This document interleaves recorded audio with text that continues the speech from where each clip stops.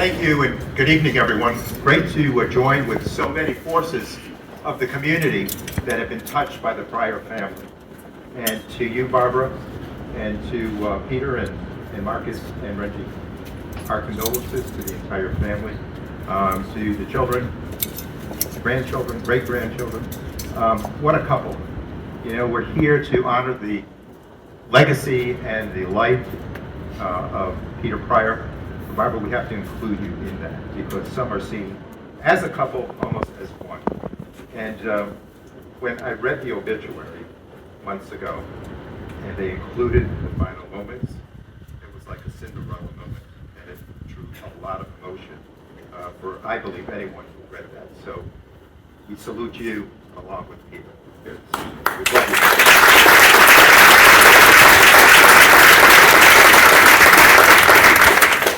Bear with me a letter of condolence and recognition.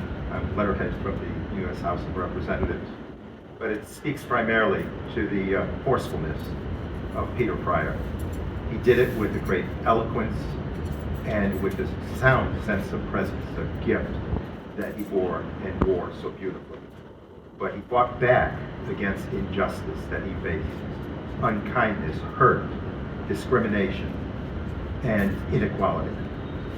But he did that in a way that embraced that message of Martin Luther King, that motivated him in a way that spoke truth and wrapped in kindness to make a difference in the lives of people. He made a difference here. If he saw injustice, he made certain people heard about it, and he made it his goal to go forward. So we thank the Carnell team at ABC for having seen in him the greatness that he portrayed and embodied. We thank them for inspiring him to go to Siena and to then go to Albany Law, and to make certain that his mark, his presence, his search for justice. He was a drum major for justice, and he executed that mission in such a fine way with his intellect, with his passion and compassion. And so many in this region have been touched by his presence and his performance. So he lives forever in the hearts of the capital region in New York and the country for that matter, because his fortune, his fame, and his presence and his performance reached far and wide. So this evening, Barbara, we join with you and your family in embracing his memory and knowing that he will ever live as a spirit in our hearts and an inspiration to continually search for justice, which is the ultimate engagement, I believe, of a strong community. We have that opportunity, we have that ability as a government, as a democracy, and Peter Pryor's commitment should motivate each and every one of us. May he rest in peace.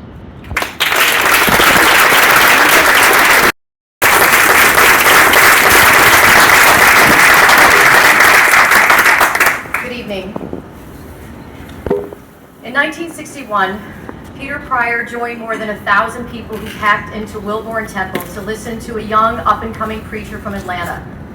The Reverend Martin Luther King Jr. presaged his famous "I Have a Dream" speech when he told the eager crowd in Albany, "America is essentially a dream of a land where men of all races, creeds, and nationalities can live together as brothers." He called segregation immoral and said, if America is to maintain a first-class nation, she can no longer afford to have second-class citizens. In a profile about Peter Pryor written by Paul Grandall, he's quoted as saying, "Pryor hung on to every word. I viewed the speech as a wake-up call to Albany. He told me it stirred powerful feelings in the young lawyer's heart." Peter Pryor died on Martin Luther King Day.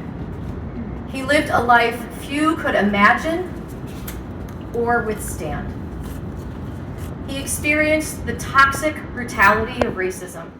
As a black man in a segregated army, as a black man living in Albany, as a black lawyer representing other black men who were beaten and even killed by white police officers. In every case, the officers were exonerated.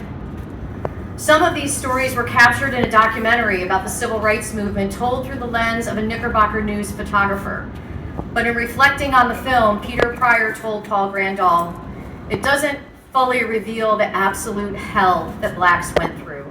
It's hard to explain a wounded soul to someone who has never experienced racial segregation and discrimination." As I thought about my remarks tonight, I struggled to find the words to capture how I feel about losing Peter, about the significance of his work for our city, and by extension, our country, and about the gut-wrenching reality of the toxic hate and racism he experienced and fought against, which seems to have risen like a phoenix over these past few years.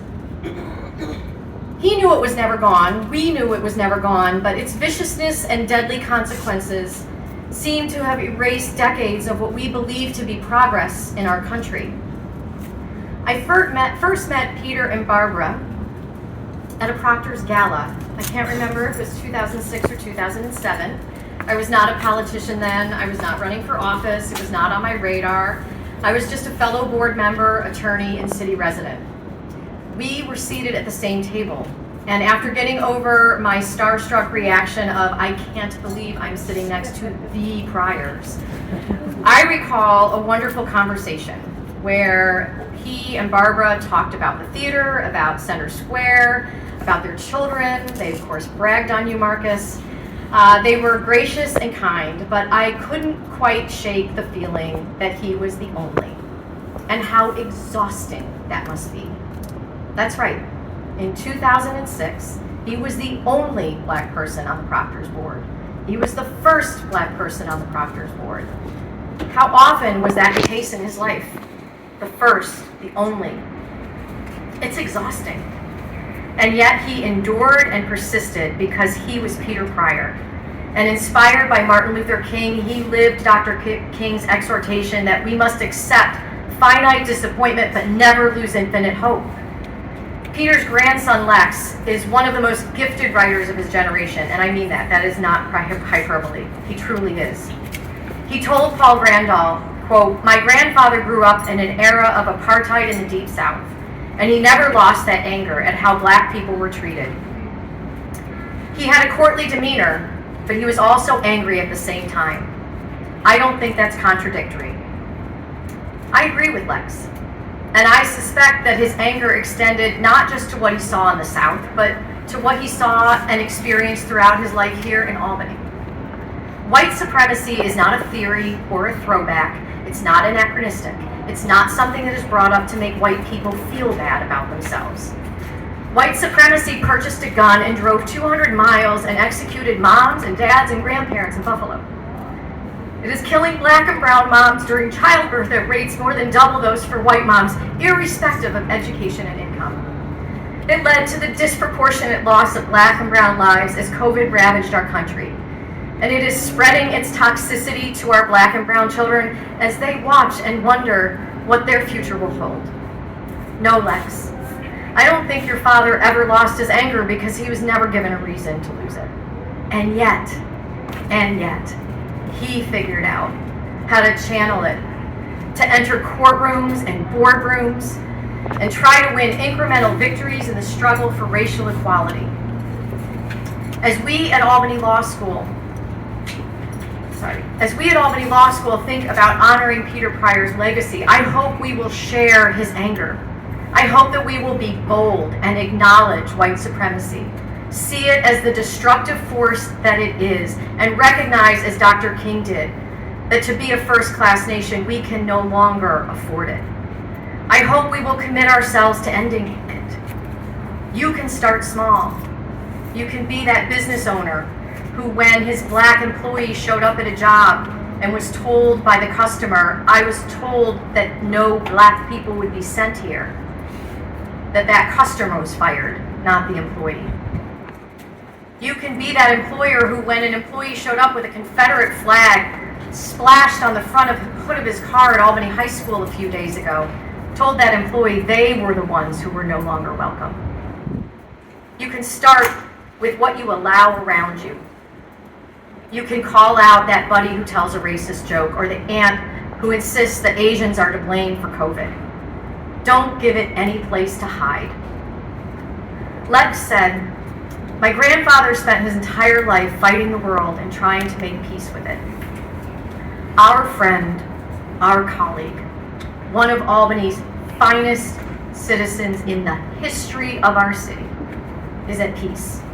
But that doesn't mean that we are done fighting." To Barbara and Marcus and the entire family, thank you for sharing Peter with us. Please accept my deepest sympathy for your loss. Thank you.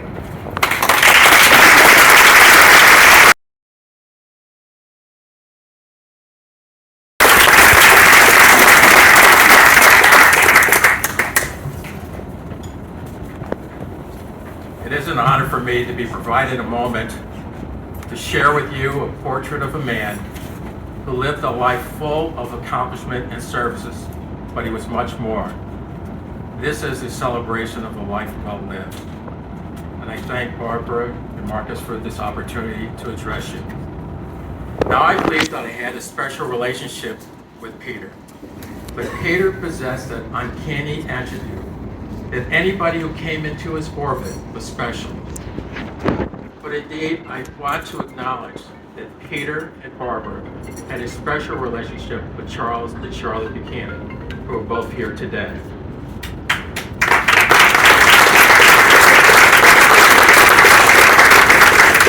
So please indulge me for a moment while I share some thoughts with you about a man who epitomized for me what Martin Luther King taught us.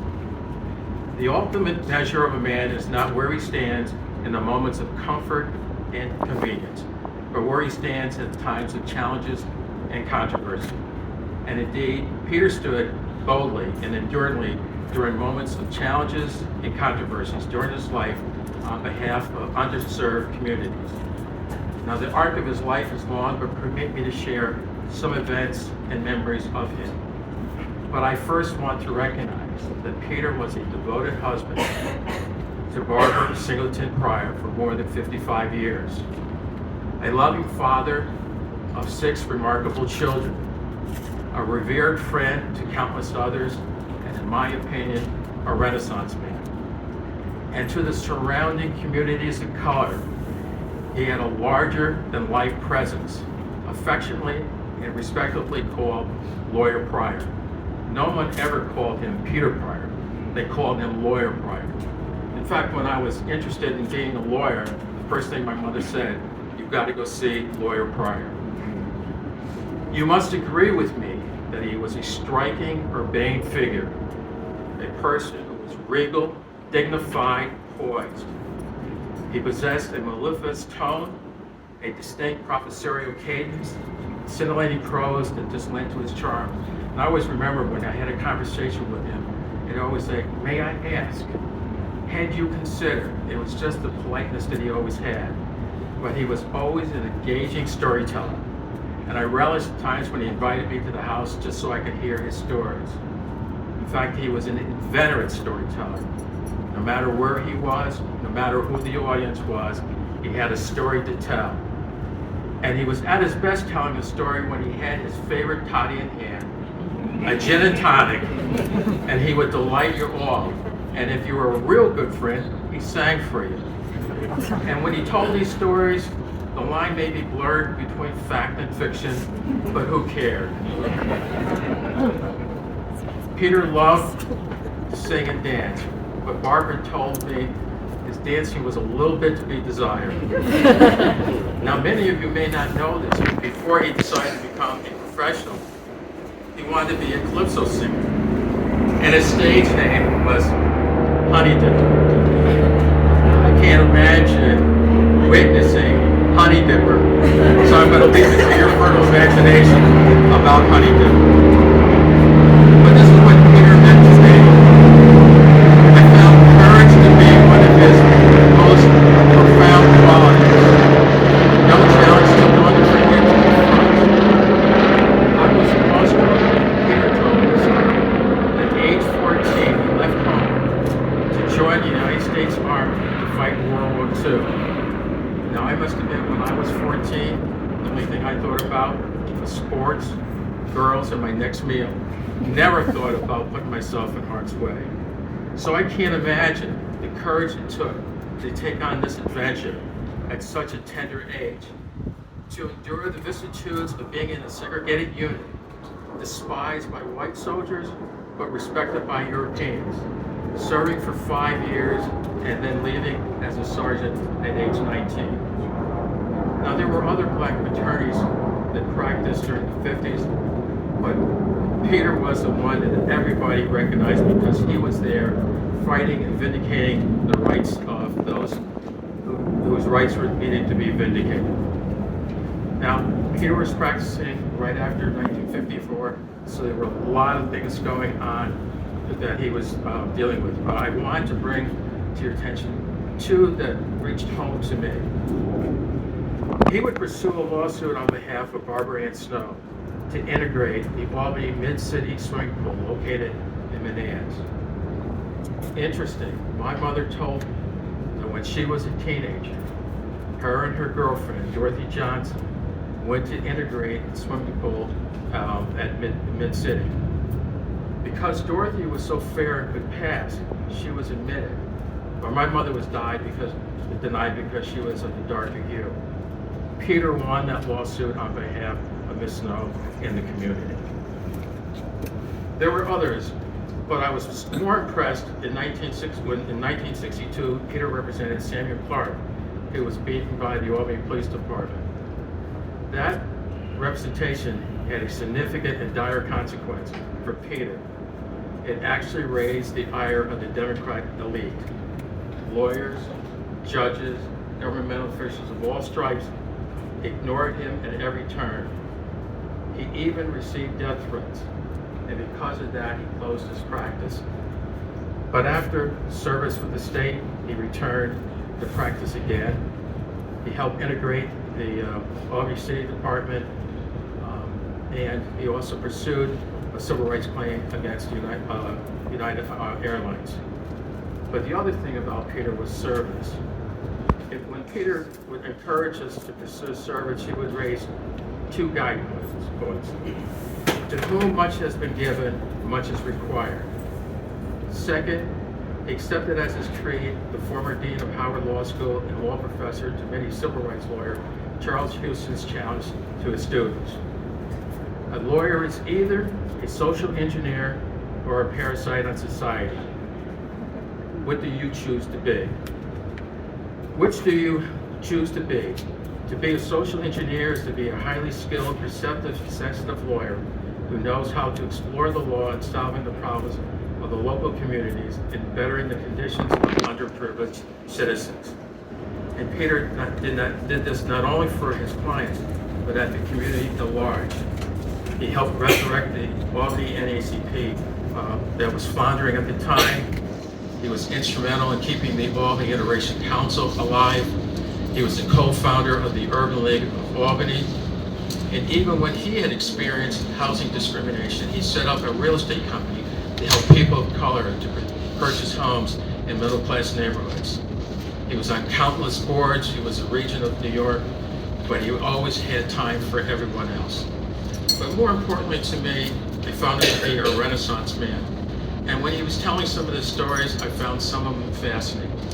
He told me about his grandfather, George L. Pryor, who was one of the first few black attorneys in Virginia in the latter part of the 19th century, who was also engaged in politics. His grandfather authored a book, Neither Bound Nor Free, in which Peter had an original copy of that book. In fact, Peter was a proud collector of first edition books. He had fine art in his house that was prominently displayed. His father was a minister. He told me about that. His mother actually taught him and homeschooled him for a number of years, and she served as a midwife. Peter was an avid reader, particularly theology and philosophy, and he would rely upon his tremendous memory to sometimes recite passages of his favorite poem or piece of prose. He learned the value of hard work at age 9, selling papers in Savannah, and he worked in a kosher market as a young man. But Peter had a boundless heart. Not only was he wise, but he was charitable with his time and his wisdom. He shared his insights without pontification. In my view, he was a trailblazer. In my view, he was a pioneer. He was a voice of struggle and the personification of racial pride. He was emblematic of grace, and he was a treasure. This is a moment for us to celebrate a life. Thank you.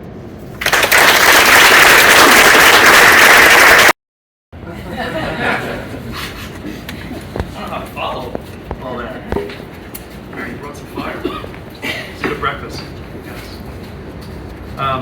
Thank you, Jim.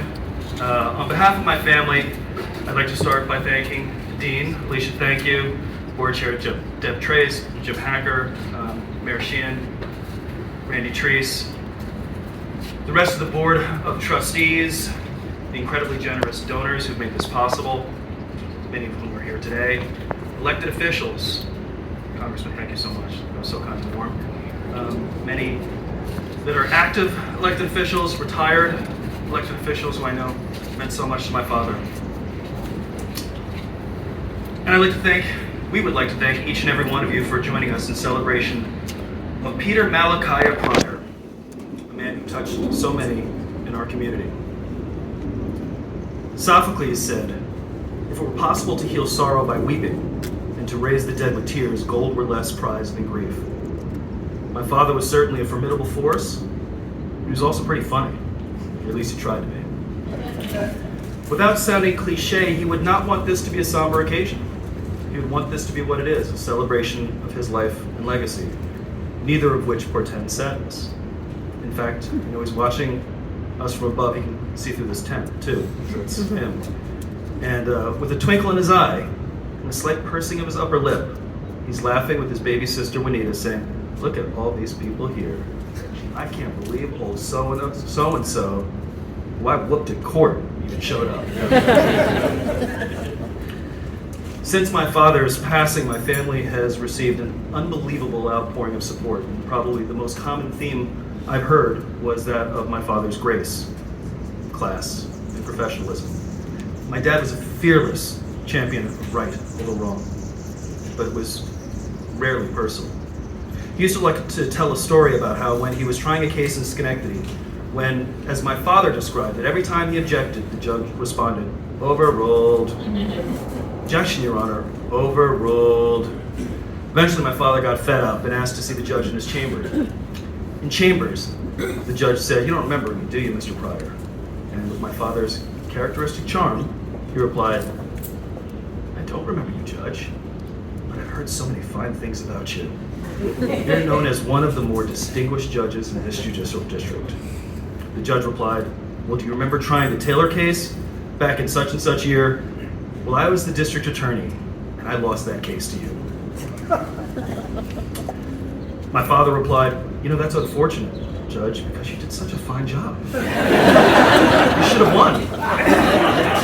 My father said he was pleased because back in court, "Objection, Your Honor, sustained." "Objection, Your Honor, sustained." That grace should never be mistaken for acquiescence or contentment. My father was in many ways a very angry man.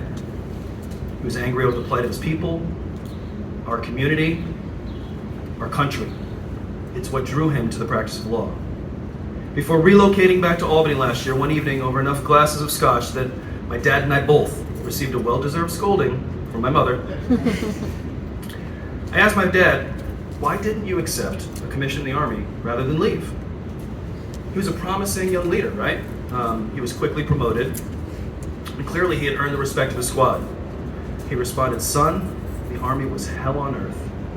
Why would I stay there under their control when I could leave and try to get some control of my own?" He talked not only about how he was treated, but about how the soldiers under him were treated, the conditions, the injustices. He was done fighting the Army, but he would continue fighting for the rest of his life. Ever since Peter Malachi was a young man, he didn't shy away from the existential conflict of right over wrong. And more importantly, like one of his favorite heroes, Sir Lancelot, my father had a burning desire to be on the side of right. And this is why the scholarship is so important. I was listening to the Albany Law School oral history podcast, notably the portion where my father discussed how he got into Siena College and ultimately Albany Law School. My father was less than truthful in his response. My dad was a funny dude, again, if you knew him well. You could always tell when he was getting ready to deliver either an overly righteous speech to you or he was simply about to bullshit you. Sometimes both at the same time. He'd adjust himself slightly, cross his legs, and his Geechee accent would make way for an ever so slight Queen's English. He'd usually try too hard and get caught up in his native tongue and pronounce words like Africa as Africa. But, anyway, it's my dad. In response to that question, my dad came up with this story about I knew Albany was the home to a number of excellent institutions of learning. Knowing my father, I understood that his intent was to rightfully take credit for his own achievements and accomplishments, but like a true lawyer, my father parsed his answer down to the finest of points. While my father was certainly qualified to be admitted to Siena College, it was simply not his research of local colleges or qualifications that was the genesis of his career and legacy. My father came to Albany without a high school diploma, right? He knew he wanted to go to college, so he went to Albany Business College to start by pursuing an associate's degree. Many of you know this story. But the then president of Albany Business College, Mr. Carnell, Prentice Carnell's father, met with him after reviewing his file and said, "Mr. Pryor, you're not a good fit for Albany Business College." My father was momentarily crushed, but Mr. Carnell continued, "You need to be at Siena College pursuing a bachelor's degree." He took him to Siena College, personally vouched for him, and helped arrange for him to pay for his tuition. Now, despite all of my father's qualifications, the system has always been stacked against him and other men and women of color. Were it not for luck and good fortune, as well as the grace of some enlightened others, the inherent content of my father's character would never have been enough to allow him to excel. Despite all of my father's hard work, what America did not, would not, and will not provide him, and many other young men and women of color, is an equal opportunity to start at a starting line that provides them with an equal opportunity to finish. This is why this scholarship is so important.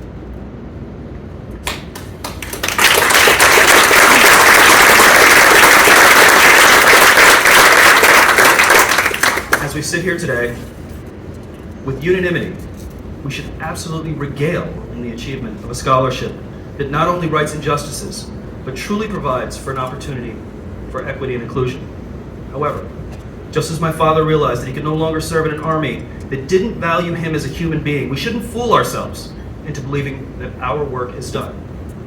This is why this scholarship is so important. As soon as my father graduated from law school, he opened up a part-time private practice at 11 North Pearl Street. He did so because he had a string of black clients who needed lawyers but couldn't afford a lawyer, black or white. My father understood the need for representation in the judicial system, and from the earliest stage of his career, he worked tirelessly to meet that need. This is why this scholarship is so important. Community is not just black people, my father would say. Community is a fellowship of those around you. I was brought up in an environment where service is expected. My father always had this abiding, almost primal instinct to make things right. He brought that intensity and process to everything. Whether it was debating the merits of his latest case over dinner with his family, expecting a 7-year-old who was simply trying to figure out the best strategy to get away with hiding his peas without having to eat them, to restructuring the NAACP or the Urban League, my father's compass always pointed in the same direction. And this is why this scholarship is so important. In fact, my father liked to often talk about the friction between Plessy and Brown. He used to remind us that as an American, you're entitled to all the fruits of liberty that this country has to offer. He would say that you can't offer the same thing if you don't offer the same rights and opportunities to everyone, regardless of race. And this is why this scholarship is so important. The totality of many of my father's legal cases was not just about helping individuals secure legal redress with respect to their own individual jobs, but to effect change to an institutional system of inequity where communities of color lacked equal access to employment. And you know what? This is why this scholarship is so important. While it's easy to focus on the spectacular, controversial legal matters my father's impact was subtle and far-reaching. For example, he was extremely proud of his service on the Consumer Protection Board, the creation of unit pricing, prescription drug pricing disclosure, ensuring consumers gain knowledge of what rights they were entitled to his work on Clearwater's, the University Foundation Board, and the Albany Institute of History and Art. My father would often say, I wanted rather to take from the community, but to bring to the community. And this is why this scholarship is so important. So as many of you know, my father had been working on his memoirs for years. He always intended to entitle his book, Uncommon Law, The Darker Side of Albany. Sadly, my father didn't get the opportunity to complete his book, but don't worry, my son, a journalist currently based in New York City, and I will ultimately ensure that it's finished.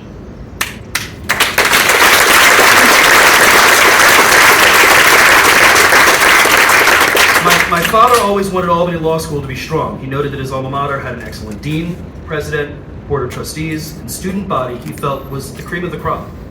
He noted that Albany Law School held a critical role in our community. He said, when you have good lawyers, you have a good community.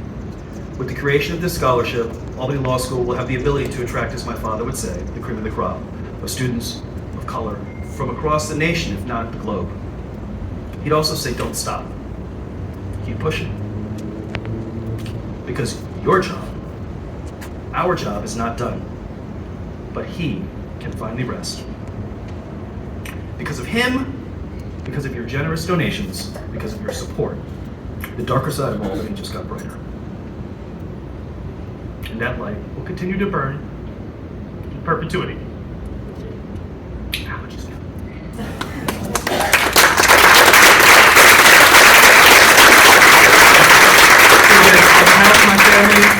Especially my mother, for whom my father had no greater earthly love. We thank the law school, all the generous donors who supported this scholarship, for Gavani, allergy medicine, and of course, you all, for this distinguished recognition of my father. Thank you.